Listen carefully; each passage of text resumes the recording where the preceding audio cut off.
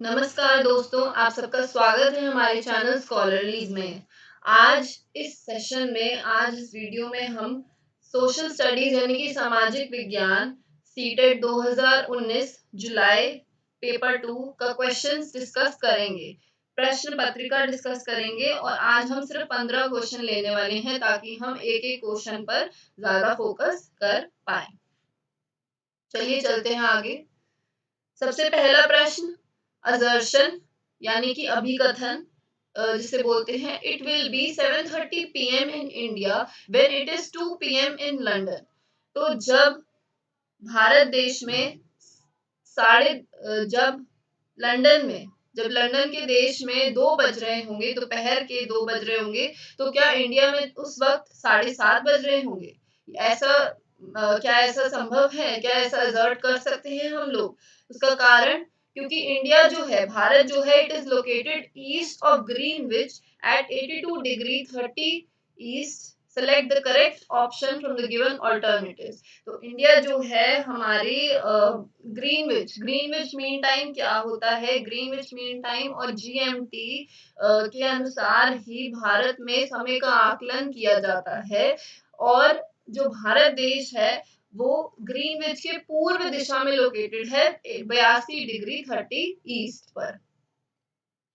तो इंडिया है वो भारत के जो इंडिया है वो ग्रीनविच के ईस्ट एट 82 डिग्री 30 पर लोकेटेड है। तो वो जीएमटी से 5.5 घंटे आगे है, 5 घंटे 30 मिनट आगे चलता है। तो इसीलिए हम कह सकते हैं कि जब 2 बजेंगे लंदन में, जब दोपहर के 2 बज रहे होंगे लंदन में, तो इंडिया में 7:30 बज रहे होंगे। तो इसी वजह से सबसे पहला जो हमारा विकल्प है वो है ए इज फॉल्स, यानी कि ए असत्य है और बी सत्य है। सेकंड ऑप्शन, दोनों ए और आर जो है वो दोनों ही सत्य है और आर जो है उसकी करेक्ट एक्सप्लेनेशन है ए की, उसकी सही एक्सप्लेनेशन है, उसका सही कारण है। तीसरा विकल्प, both A and R are true, दोनों ए और आर सत्य हैं, बट आर जो है करेक्ट एक्सप्लेनेशन नहीं है। बट जो रीजन दिया हुआ है, जो कारण दिया हुआ है, वो एक सही एक्सप्लेनेशन नहीं है उसकी। और चौथा विकल्प, ए इज ट्रू, यानी कि ए सही है बट आर फॉल्स है, आर असत्य है। तो इन चारों विकल्पों में से इस प्रश्न का उत्तर है ऑप्शन बी, यानी कि दोनों ए और आर जो है वो दोनों ही सत्य हैं और आर जो है ए की करेक्ट एक्सप्लेनेशन है, सही एक्सप्लेनेशन देता है कि इंडिया जो है, हमारा भारत देश जो है, ग्रीनविच मीन टाइम के 82 डिग्री 30 ईस्ट पर यानी कि पूर्व दिशा में लोकेटेड है। और इसी वजह से भारत जो है जीएमटी के ग्रीनविच मीन टाइम के 5 घंटे 30 मिनट आगे रहता है। तो इसीलिए जब दोपहर के 2 बज रहे होंगे, दोपहर के 2 बज रहे होंगे, तो इसीलिए जब दोपहर के 2 बज रहे होंगे लंदन में, तो 7:30 बज रहे होंगे इंडिया में। तो इसीलिए जो सेकंड ऑप्शन है वो करेक्ट है।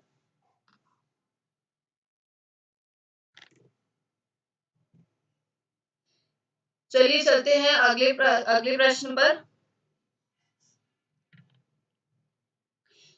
Consider the statements A B C on time zone. अब टाइम जोन पर यानी कि समय की समय मंडल पर जो हम ध्यान दें, तो हमें इसमें से सही विकल्प का चुनाव करना है। A option, some countries have a great longitudinal extent and so they adopted more than one standard time. अब कुछ कंट्रीज की जो लॉन्गिट्यूडनल एक्सटेंट है, यानी कि जो देशांतर रेखाएं हैं, वो उनमें काफी ज्यादा अंतर है, वे काफी ज्यादा लंबी है। तो उन्होंने एक से ज्यादा उन्होंने स्टैंडर्ड टाइम अपनी कंट्री में अपनाया है, यानी कि एक से ज्यादा मानक समय है उनकी कंट्री में। क्या ऐसा सच है? या फिर the earth has been divided into 24 time zones of 1 hour each. जो हमारी धरती है वो 24 घंटे के टाइम जोन्स में समय मंडल में डिवाइड की जा चुकी है, विभाजित की जा चुकी है। और third option, each time zone covers 15 degree of longitude. Her time zone जो है वो कवर करता है 15 डिग्री ऑफ लॉन्गिट्यूड, यानी कि 15 डिग्री की देशांतर रेखाएं आती हैं उसके अंदर। तो हम ऑलरेडी ये चीज जानते हैं कि हर हर जगह भारत के अलावा सभी देशों में हर जगह अलग समय पर सूरज निकलता है। तो जब कहीं पे गुड मॉर्निंग हो रही है तो कभी गुड नाइट, कहीं पर गुड नाइट हो रही होती है। तो इंडिया में, भारत में टाइम डिसाइड करने के लिए, लोकेशन डिसाइड करने के लिए हमारी पृथ्वी को 360 डिग्री की देशांतर रेखाओं में और 180 डिग्री की लेटी हुई यानी कि अक्षांश रेखाओं में डिवाइड किया गया है। तो जो खड़ी हुई रेखाएं होती हैं, जो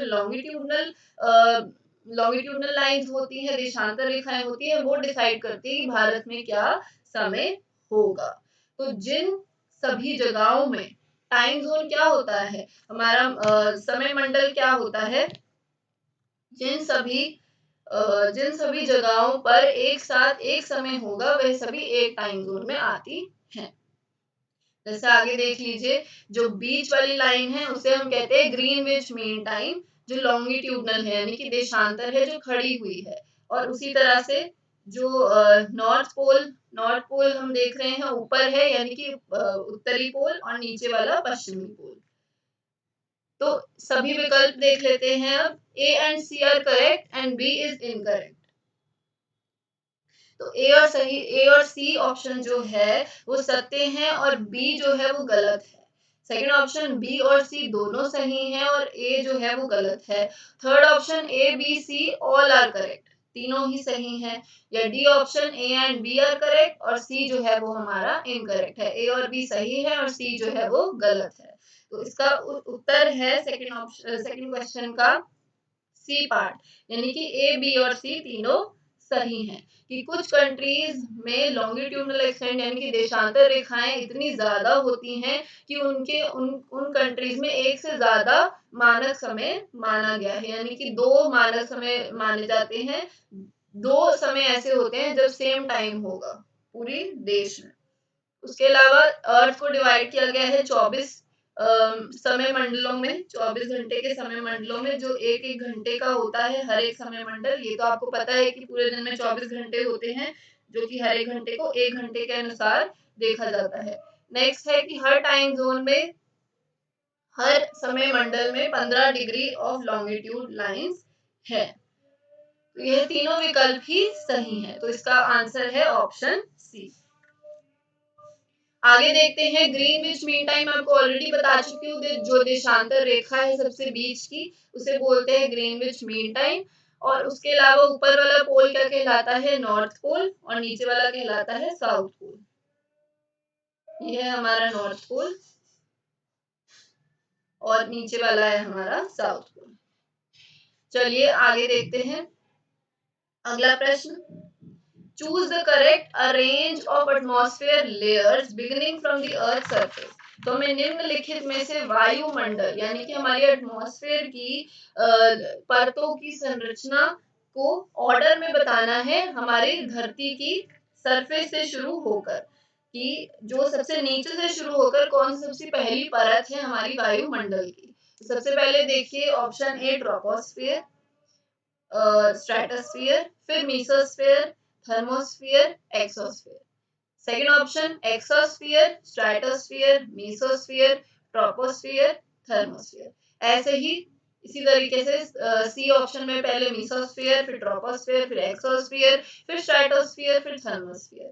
D option stratosphere, mesosphere, thermosphere, exosphere या ट्रोपोस्फियर। तो इन सभी के बारे में, इनके ऑर्डर को देखने से पहले कि किस ऑर्डर में अरेंज है, किस तरीके से ये सबसे पहली परत कौन सी होती है, फिर उसके बाद कौन सी परत है, तो वायुमंडल की संरचना देखनी देखनी चाहिए हमें इससे पहले।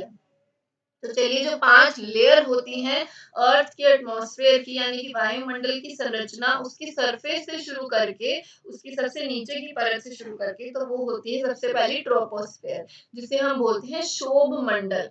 ये सबसे निचली यानी कि सबसे नीचे की परत होती है हमारी वायुमंडल की, जहां पर हमारी धरती का सबसे ज्यादा, जहां पर हमारी धरती का सबसे ज्यादा वेदर बताया जाता है, यानी कि तापमान देखा जाता है। यहाँ पे सारे तापमान से जुड़ी हुई घटनाएं होती हैं।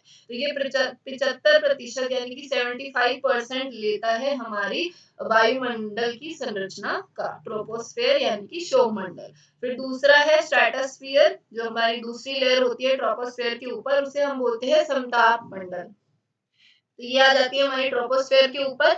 और ये कैसे अलग होती है ट्रोपोस्फेयर से? ट्रोपोपॉज के होने से ये उससे अलग की जाती है। और यहाँ इसमें ओजोन लेयर होती है, जो कि हमारी धरती को हानिकारक रेडिएशन से, हानिकारक किरणों से बचाती है और तापमान जो है स्थिर रखती है, एक समान रखती है। ठीक है, तो दूसरी होती है हमारी समताप मंडल यानी कि स्ट्रेटोस्फियर। तो इसे हम सबसे ठंडी परत बोलते हैं, स्ट्रेटोस्फियर को सबसे ठंडी परत बोलते हैं हमारी वायुमंडल का।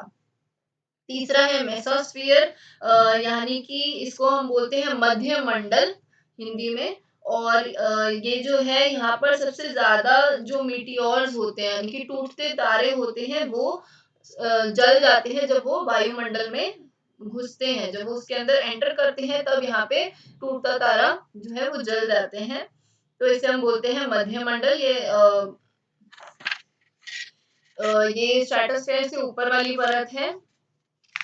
उसके बाद नेक्स्ट आती है थर्मोस्फेयर, यानी कि इसको हम आयनोस्फेयर भी बोलते हैं और इसे हिंदी में कहते हैं आयन मंडल।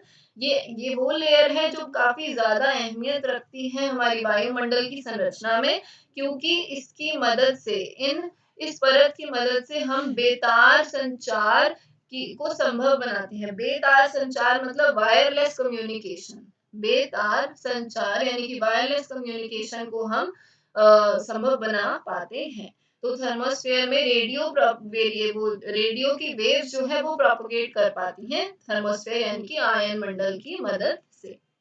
नेक्स्ट यानी कि पांचवी लेयर है हमारी आखिरी परत जो है एक्सोस्फियर, यानी कि ब्रह्म मंडल, जो सबसे बाहर की लेयर होती है, आउटर मोस्ट लेयर होती है एटमॉस्फेयर की, जिसमें सबसे कम प्रतिशत नाइट्रोजन होता है, हीलियम होता है, हाइड्रोजन होता है। ये तीनों गैसेस बहुत ही कम क्वांटिटी में पाई जाती हैं। और इसमें सबसे ज्यादा सैटेलाइट्स आ जाती हैं जो अर्थ के अराउंड घूमती हैं। तो इसे हम बोलते हैं सीमांत क्षेत्र भी कहा जाता है और ब्रह्ममंडल बोलते हैं। तो इसका उत्तर है जो सही ऑर्डर में वायुमंडल की जो परतें हैं उनको अगर हम अरेंज करें तो इसका उत्तर है ए ऑप्शन। सबसे पहला है हमारा ट्रोपोस्फियर। आइए अगले पिक्चर में देखते हैं इसके बारे में। सबसे पहला है हमारा ट्रोपोस्फियर, फिर उसके बाद है हमारा सबसे पहला हमारा ट्रोपोस्फियर आ जाता है, फिर उसके बाद हमारा स्ट्रेटोस्फियर, फिर उसके बाद मेसोस्फियर और उसके ऊपर थर्मोस्फियर, फिर उसके बाद एक्सोस्फियर। तो ट्रोपोस्फियर को हम बोलते हैं, हम ऑलरेडी बता चुके हैं आपको, शोभमंडल। फिर उसके बाद स्ट्रेटोस्फियर है हमारा समताप मंडल, मेसोस्फियर है हमारा मध्य मंडल, और थर्मोस्फियर है हमारा आयन मंडल, और एक्सोस्फियर है हमारा ब्रह्म मंडल। तो इसी अनुसार जो है हमारी पांचों जो लेयर्स हैं एटमॉस्फेयर की, यानी जो हमारी वायुमंडल की परतें हैं, वो अरेंज की जाती है। नेक्स्ट प्रश्न देखते हैं। सीजन्स जो है अकर करते हैं due to which of the following reasons. अब भारत में जो अलग अलग मौसम होते हैं, जो अलग अलग सीजन्स होते हैं, गर्मी, सर्दी, पतझड़ का मौसम, स्प्रिंग, ऑटम, विंटर, समर, ये क्यों होते हैं, किन रीजंस की वजह से होते हैं? तो हमें पता होना चाहिए सबसे पहले, ऑप्शंस पढ़ने से पहले, विकल्प पढ़ने से पहले, कि जो हमारी धरती पे सीजन्स हैं वो हमारी अर्थ की, पृथ्वी के चक्कर लगाने की वजह से होते हैं। रोटेशन सुना होगा ना आप लोगों ने। तो रोटेशन की वजह से जो हमारी धरती में सीजन्स होते हैं, और एक चक्कर लगाने में, हमारी धरती को एक रोटेशन पूरी करने में, एक रोटेशन पूरी करने में 1 ईयर का टाइम लगता है। 1 ईयर का टाइम लगता है, यानी कि 365 1/4 डेज, यानी कि 1 साल का समय लगता है हमारी धरती को एक रेवोल्यूशन पूरा करने में। तो जो हमारे सीजन्स हैं वो अर्थ की रेवोल्यूशन की वजह से होते हैं, जब धरती जो है हमारी गोल है और लगातार सूरज के अराउंड यानी कि आसपास घूमती रहती है, तो इस वजह से जो हमारी धरती है जब वो टिल्टेड होती है अपने एक्सिस पे, जब वो झुकाव उसका होता है सूरज की तरफ, तब हमारे सीजन्स होते हैं। इस वजह से हमारे सीजन्स होते हैं। तो पृथ्वी का परिक्रमण, एक तो हमें पृथ्वी का परिक्रमण याद रखना चाहिए कि 1 साल लगता है एक रेवोल्यूशन कंप्लीट करने में। तो इसका उत्तर जो है वो है option B, revolution of the earth and inclination of its axis in the same direction. इस ऑप्शन को यानी कि इस विकल्प को मैं और डिटेल में अगली पिक्चर की मदद से समझाऊंगी। तो इस पिक्चर की तरफ ध्यान दीजिए। यहाँ पर जब हमारी पृथ्वी लेफ्ट की तरफ है, लेफ्ट डायरेक्शन पे है, तो वहां पर ज्यादा सनलाइट है, क्योंकि उस समय जो सूरज है, सूरज की तरफ हमारी पृथ्वी जो अर्थ है वो सूरज की तरफ ज्यादा झुकी हुई है, उसका झुकाव ज्यादा है सूरज की ओर। तो इसी वजह से जब नॉर्दर्न हेमिस्फेयर यानी कि उत्तरी हेमिस्फेयर पर ज्यादा सनलाइट पड़ेगी, क्योंकि उसका झुकाव जो है सूरज की तरफ ज्यादा है, तो उस समय जो है समर होगा यानी कि गर्मियों का सीजन होगा, जो कि जून जुलाई के महीने में होता है।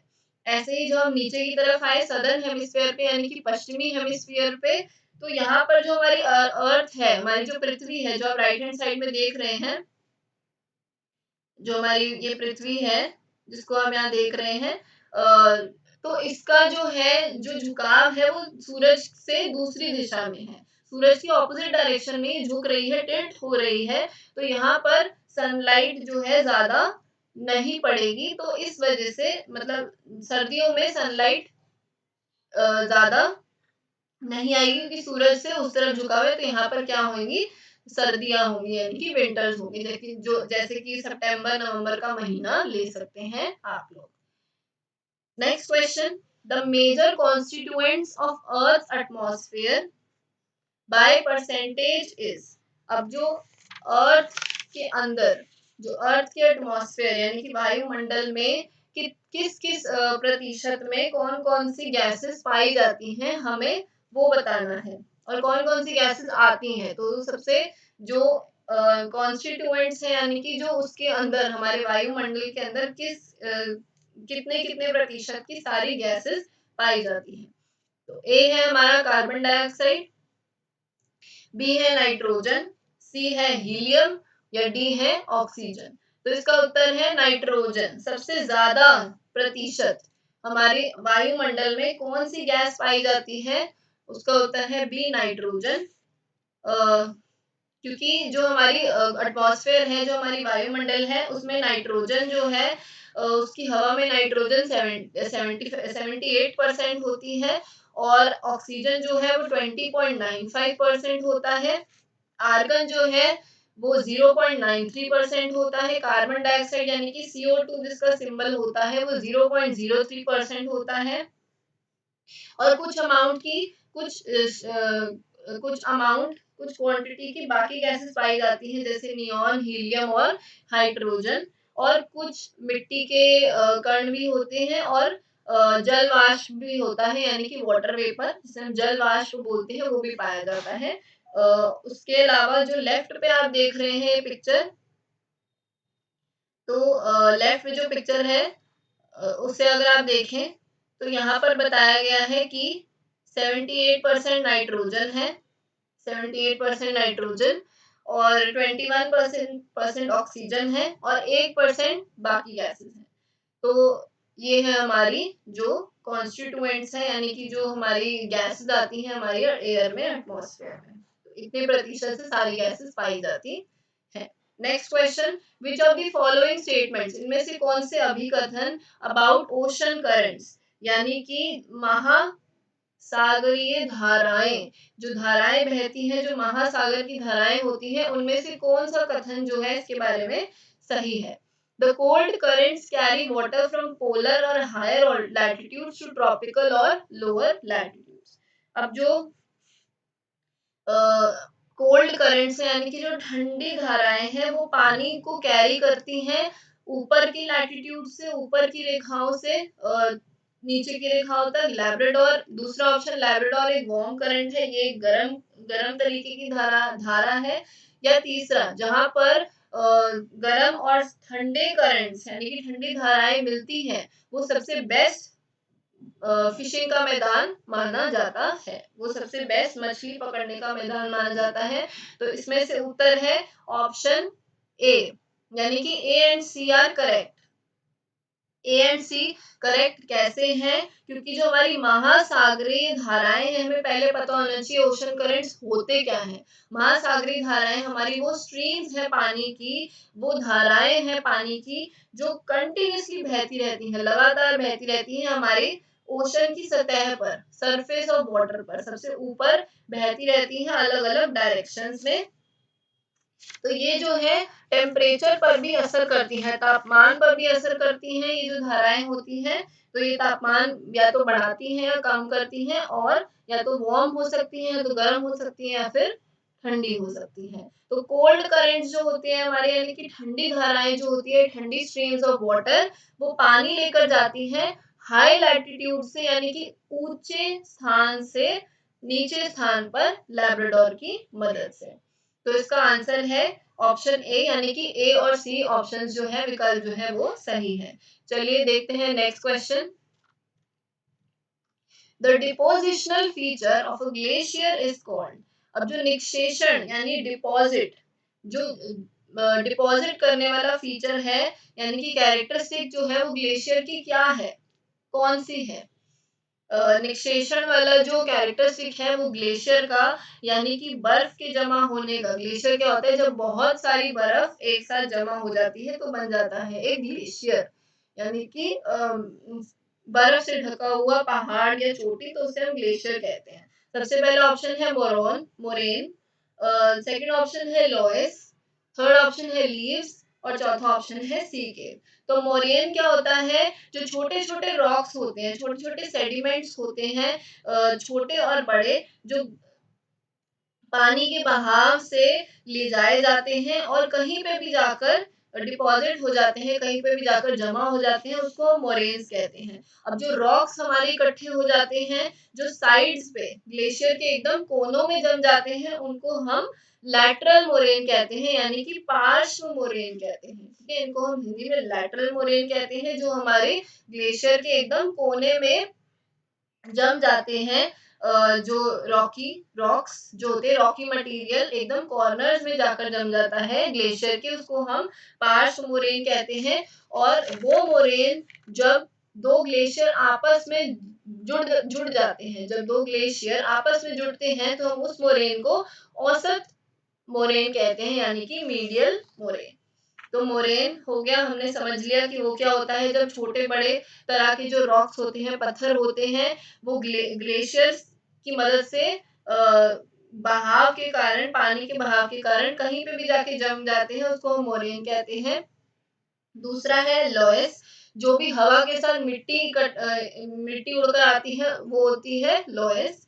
तीसरा है लीव्स, लीव्स होती हैं हमारे तटबंध, जिसे हम बोलते हैं फ्लड बैंक। ठीक है, फ्लड बैंक बोलते हैं, यानी कि तटबंध जो बनाया जाता है कि पानी का ओवरफ्लो ना हो, उसे हम रोक सके, तो उसे हम बोलते हैं लीव्स। और सी केव्स तो आपने सुना ही होगा। तो इसका उत्तर है ऑप्शन ए, यानी कि मोरेन। जो डिपोजिशनल फीचर है, यानी कि जो डिपॉजिट हो जाती है सारे पत्थर सेडिमेंट्स ग्लेशियर की मदद से, वो होता है, उसे बोलते हैं हम ए ऑप्शन, यानी कि ए विकल्प, यानी कि मोरेन।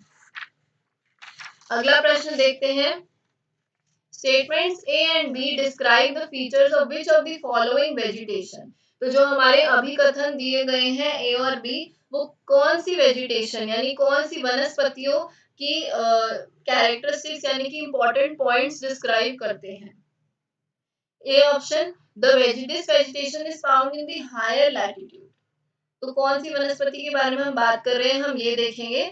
ठीक है, और तो ये जो वेजिटेशन है जिसके बारे में ये बता रहे हैं, ये ऊंचे लैटिट्यूड में पाई जाती है, नॉर्दर्न हेमिस्फीयर की, यानी कि उत्तरी हेमिस्फीयर के आसपास पाई जाती है। और B, it is also called as त्यागा। तो इसको हम ताइगा भी बोलते हैं, त्यागा भी बोलते हैं। तो देखते हैं हम कौन सी वनस्पति की बात कर रहे हैं। पहला ऑप्शन है टेम्परेट डेसिडुअस फॉरेस्ट, दूसरा ऑप्शन है कॉनिफरस फॉरेस्ट यानी कि शंकुधारी वन जिन्हें बोलते हैं, तीसरा ऑप्शन है मेडिटेरेनियन वेजिटेशन और चौथा ऑप्शन है टेम्परेट ग्रास लैंड्स। तो इन सब में से हमारा जो सही विकल्प है जिसके बारे में हम बात कर रहे हैं वो है बी कॉनिफरस फॉरेस्ट यानी कि शंकुधारी वन। ये इस तरीके की वनस्पतियां होती हैं, इस तरीके के वन होते हैं जिनके अंदर कोन की शेप में, एक कोन यानी कि ट्रायंगल की शेप में लीव्स होती हैं। उनके पेड़ों पर कोन की शेप में लीव्स आती हैं उसके एवरग्रीन ट्रीज पर। और जो नॉर्दर्न कॉनिफरस फॉरेस्ट होते हैं जो नॉर्थ की डायरेक्शन में उत्तरी दिशा में पाए जाते हैं उनको हम ताइगा बोलते हैं, जो कि 50 टू 70 डिग्री नॉर्थ में पाए जाते हैं। तो ऑप्शन बी ऑप्शन यानी कि शंकुधारी वन कॉनिफरस फॉरेस्ट है इसका सही उत्तर। Next option, next question, which of the following is not a feature of the Ganga Brahmaputra basin. इन निम्नलिखित में से कौन सा एक फीचर यानी कि एक इम्पोर्टेंट कैरेक्टरिस्टिक नहीं है गंगा ब्रह्मपुत्र घाट की। तो जो गंगा ब्रह्मपुत्र घाट है, पहला ऑप्शन है the density of population of plain area is very high. जो एकदम प्लेन मैदान होते हैं उसकी डेंसिटी ऑफ पॉपुलेशन यानी कि वहां पर जो जनसंख्या है वो बहुत ज्यादा है। दूसरा जो डेल्टा एरिया है वो कवर्ड है मैंग्रोव फॉरेस्ट से, जो उसके आसपास का एरिया है जहाँ पर नदियां वगैरह पाई जाती हैं वहां पर मैंग्रोव फॉरेस्ट, मैंग्रोव के पेड़ पाए जाते हैं। तीसरा slash and burn agriculture is practice in this area for land cultivation.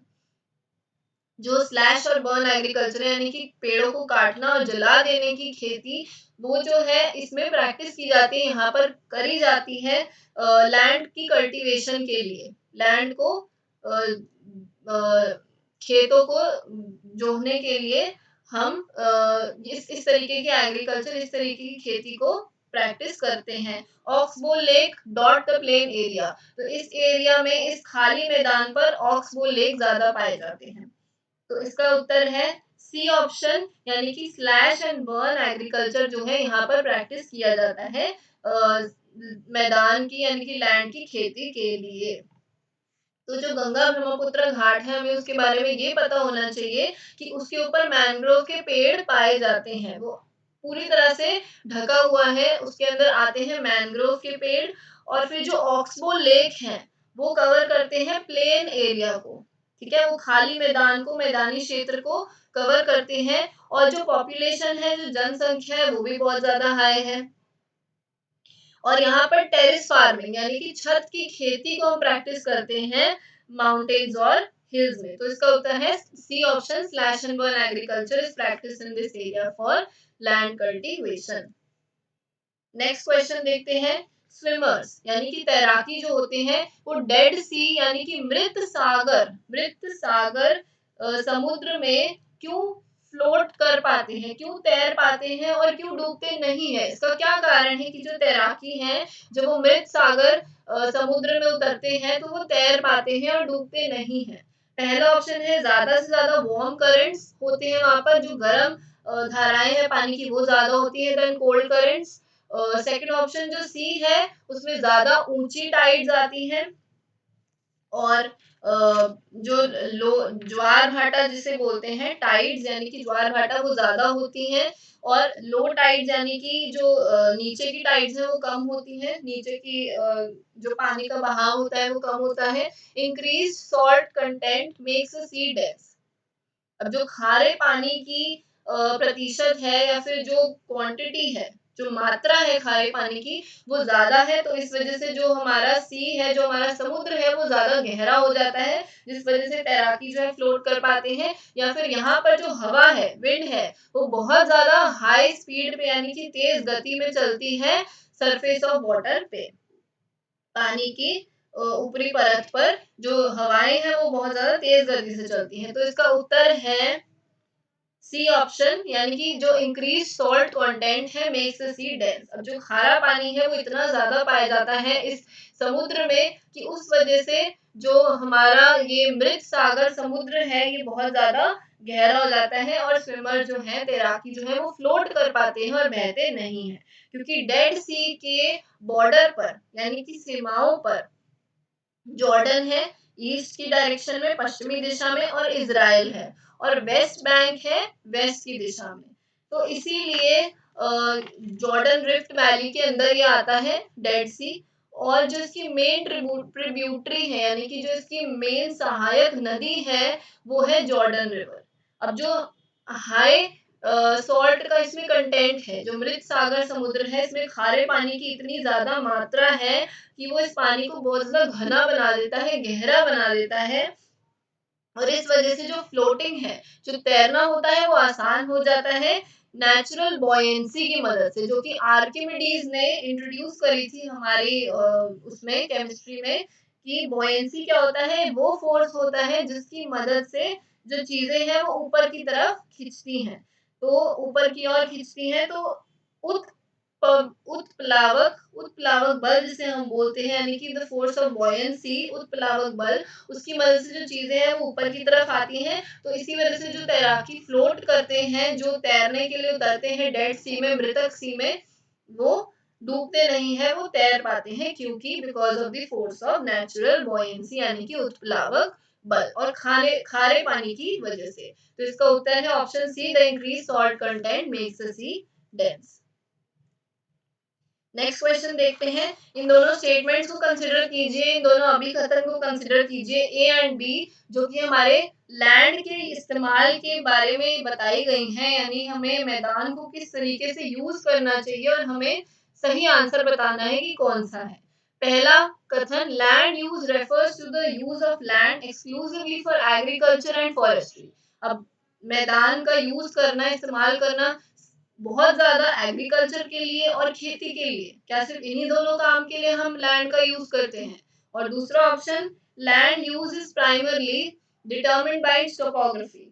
क्या जिस जिस प्रकार से हम एक मैदान का इस्तेमाल करेंगे, वो सिर्फ उसकी लोकेशन की मदद से हम जाँचते हैं या मापते हैं कि हम इस लैंड का हम इसी प्रकार से यूज़ करेंगे क्योंकि वो यहाँ पर लोकेटेड है, इस जगह पर पाया जाता है, उस जगह पर पाया जाता है, इस शहर में होता है, उस शहर में होता है। तो इनमें से कौन-सा सही है देखते हैं।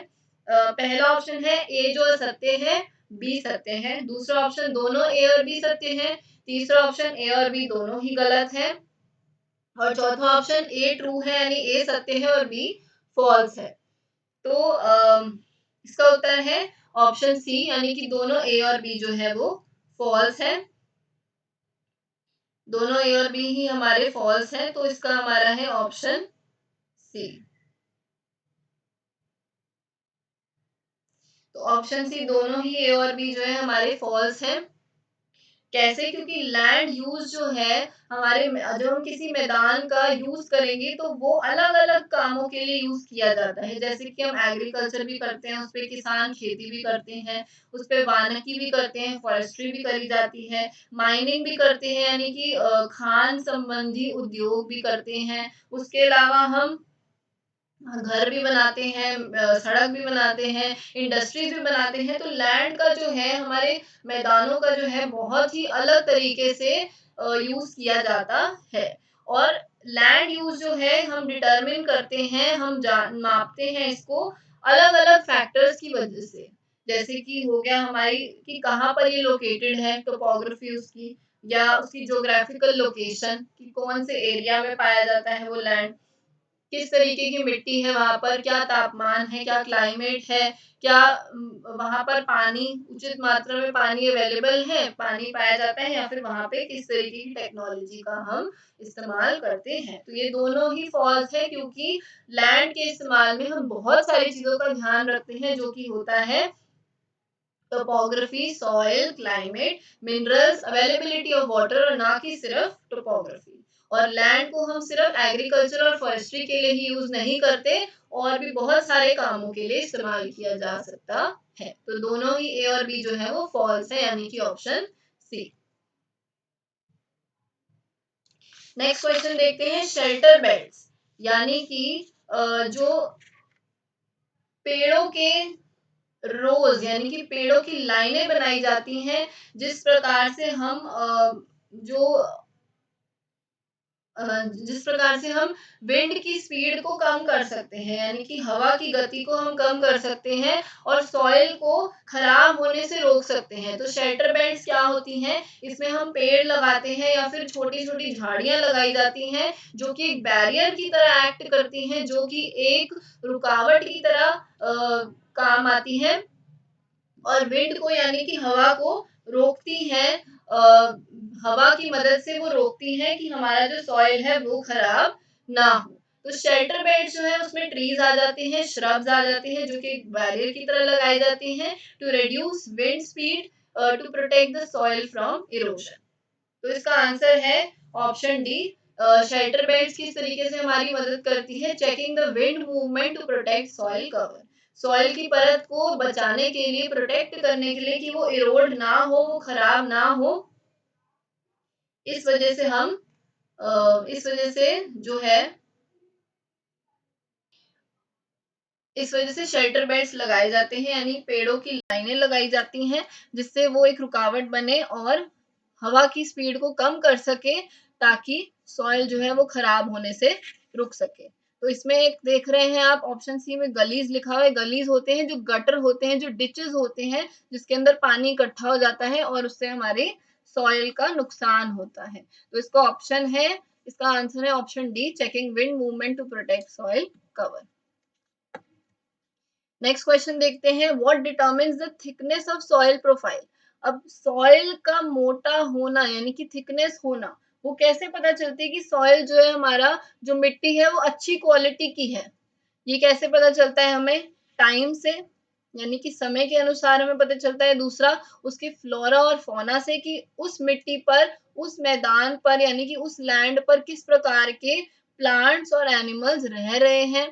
तीसरा, क्लाइमेट यानी कि तापमान। और चौथा, रिलीफ, यानी जिसे हम टेरेन भी बोलते हैं, जो फिजिकल फीचर्स होते हैं, जो कोई भी फीचर्स जो होते हैं, फिजिकल फीचर्स, जिससे हमें पता चलता है कि वहां का एटमॉस्फेयर कैसा है। तो वो बोलते हैं, उसे बोलते हैं हम टेरेन यानी कि रिलीफ। और क्लाइमेट होती है हमारी जलवायु। तो इसका उत्तर है ए ऑप्शन, यानी कि टाइम। और समय के अनुसार हमें पता चलता है कि जो हमारी सॉइल है वो कितनी अच्छी क्वालिटी की है। और सॉइल जो है अलग अलग लेयर्स में पाई जाती है उसकी फॉर्मेशन के दौरान। जब सॉइल बनती है वो अलग अलग लेयर्स में पाई जाती है। तो इन्हीं लेयर को हम होराइजन्स कहते हैं। इन सभी लेयर्स को, इन सभी परतों को हम होराइजन्स कहते हैं, क्षितिज कहते हैं। और जो सीक्वेंस होता है, यानी कि जो ऑर्डर होता है इन लेयर्स का, इन परतों का जो एक ऑर्डर होता है, उसको हम बोलते हैं सॉइल प्रोफाइल। और टाइम एक ऐसा बहुत ही जरूरी फैक्टर है, एक इम्पॉर्टेंट फैक्टर है, जो बताता है कि थिकनेस क्या होगी सॉइल की। चलिए देखते हैं नेक्स्ट प्रश्न। लेफ्ट वाली पिक्चर में हमें मिट्टी दिखाई जा रही है, यानी कि सॉइल। और दूसरे वाली पिक्चर में जो फ्लोरा है, यानी कि जो प्लांट्स है जो सॉइल के ऊपर उगते हैं। Next question, on the basis of the distribution, वितरण के आधार पर रिसोर्सेज को हम क्लासिफाई कर सकते हैं। ए ऑप्शन, रिन्यूएबल और नॉन रिन्यूएबल। रिन्यूएबल जिनको हम दोबारा बना सकते हैं, रिन्यूएबल जिनको दोबारा नहीं बनाया जा सकता। सेकेंड ऑप्शन, बायोटिक, जीवित रिसोर्सेज, और एबायोटिक, अजीवित रिसोर्सेज। थर्ड है यूबिक्विटस, जो कि हर जगह पाए जाते हैं। एंड लोकल रिसोर्सेज, जो कि हमारी आम जिंदगी में हम जिन चीजों का इस्तेमाल करते हैं वो होते हैं हमारे लोकल रिसोर्सेज। चौथा, एक्चुअल और पोटेंशियल रिसोर्सेज। एक्चुअल मतलब यानी कि जो हमारे रियल लाइफ में होते हैं, हमारी डेली यूज में होते हैं, और जिनका पोटेंशियल है, यानी कि जो हमारी टेक्नोलॉजी और मशीनरी होती है वो सारी इसमें आ जाती है। तो हम वितरण के आधार पर, यानी डिस्ट्रीब्यूशन के आधार पर रिसोर्सेज को कैसे क्लासिफाई कर सकते हैं, हम इसको क्लासिफाई कर सकते हैं as renewable and non renewable, renewable, non renewable, biotic और एबायोटिक, यूबिक्विटस और लोकलाइज, या एक्चुअल एंड पोटेंशियल। तो इसमें से इसका सही उत्तर है C option, ubiquitous and localised resources. Ubiquitous शब्द का अर्थ होता है जो हर जगह पाए जाते हैं, जो हर जगह होते हैं। तो इन रिसोर्सेज को हम हर जगह, जी, हमें हर जगह मिल सकते हैं, हर जगह पाए जा सकते हैं, और ये ज्यादा से ज्यादा मात्रा में होते हैं, लार्ज क्वांटिटीज में पाए जाते हैं। लोकल रिसोर्सेज जो है बहुत ही ज्यादा लिमिटेड होते हैं, सीमित मात्रा में मिलते हैं और कुछ जगहों पर ही मिलते हैं, तो इसीलिए इनकी सप्लाई जो है वो लिमिटेड होती है। तो इसका आंसर है option C, ubiquitous and localised resources. अब ये अलग अलग प्रकार के रिसोर्सेज हैं और ये है हमारा सबसे बड़ा रिसोर्स, यानी कि सबसे बड़ा स्रोत जो है वो है हमारे ह्यूमन बींग्स जो काम करते हैं, वो हमारा सबसे बड़ा रिसोर्स है। 15th क्वेश्चन देखते हैं, विच of the following statements about a diverse society is correct. ये हमारा आखिरी प्रश्न है आज के सेशन में, आज की वीडियो में, तो बहुत ही ध्यान से पढ़िए कि इनमें से निम्नलिखित में से कौन सी स्टेटमेंट्स, कौन से कथन जो है एक विभिन्न सोसाइटी के बारे में, विभिन्न समाज के बारे में सही है। पहला ऑप्शन है it would have differences in culture and power, कि अगर एक डाइवर्स सोसाइटी होगी, एक विभिन्न प्रकार की सोसाइटी होगी, तो उसमें अलग अलग संस्कृति के लोग होंगे, अलग अलग शक्ति के लोग होंगे, पावर के लोग होंगे। दूसरा, यहाँ पर सिमिलैरिटी होगी, समानता होगी लैंग्वेज में, रिलीजन यानी कि धर्म में और संस्कृति में। तीसरा ऑप्शन है यहाँ पे डिफरेंसेस और सिमिलैरिटीज आएंगी, यानी कि अंतर और समानता होंगी भाषा में, संस्कृति में और धर्म में। चौथा ऑप्शन, अंतर भी होंगे और असमानताएं भी होंगी लैंग्वेज में यानी कि भाषा में, धर्म में और संस्कृतियों में। तो इनमें से सबसे सही यानी कि सबसे एकदम उपयुक्त विकल्प है हमारा ऑप्शन सी। अगर हम एक डाइवर्स सोसाइटी की बात करते हैं तो यहाँ पर इंडिया एक वैसे भी बहुत ही बड़ी डाइवर्स कंट्री है, जहाँ पे अलग अलग प्रकार के लोग रहते हैं, जो अलग तरीके का खाना खाते हैं, अलग प्रकार के कपड़े पहनते हैं, अलग भाषा बोलते हैं, अलग संस्कृति से आते हैं और सबका बैकग्राउंड अलग होता है, फैमिली अलग होती है। तो इसका उत्तर है सी ऑप्शन, कि अंतर भी होंगे और समानताएं भी होंगी, डिफरेंसेस भी होंगी, सिमिलैरिटीज भी होंगी भाषा में, संस्कृति में और धर्म में। तो a diverse society would have differences and similarities in language, culture and religion. और एडवांटेज यानी कि सबसे ज्यादा फायदा क्या होता है हमारी डाइवर्स सोसाइटी का, कि हम सब एक साथ एक एकजुट हो जाते हैं और हमारे जो राइट्स होते हैं, अपॉर्चुनिटीज होती हैं, वो सभी इक्वल होती हैं, चाहे हम कितने ही एक दूसरे से अलग हो। और इसी कारण, इसी वजह से हम अपने विचार जो हैं एक दूसरे से व्यक्त कर सकते हैं और आगे रख सकते हैं, और एक दूसरे से अपने आइडियाज जो हैं, विचार जो हैं वो एक्सचेंज कर सकते हैं। The correct option, the correct answer is option C, यानी कि it would have differences and similarities in language, culture and religion. Thank you so much. कोई भी डाउट है, क्वेरी आज के इस वीडियो से रिलेटेड, प्लीज उसे नीचे कमेंट बॉक्स में डालिए और हम मिलते हैं अगले वीडियो में। प्लीज आपको अगर हमारा वीडियो पसंद आया है तो लाइक, शेयर और सब्सक्राइब जरूर कीजिएगा, एंड मिलते हैं नेक्स्ट सेशन में। Thank you.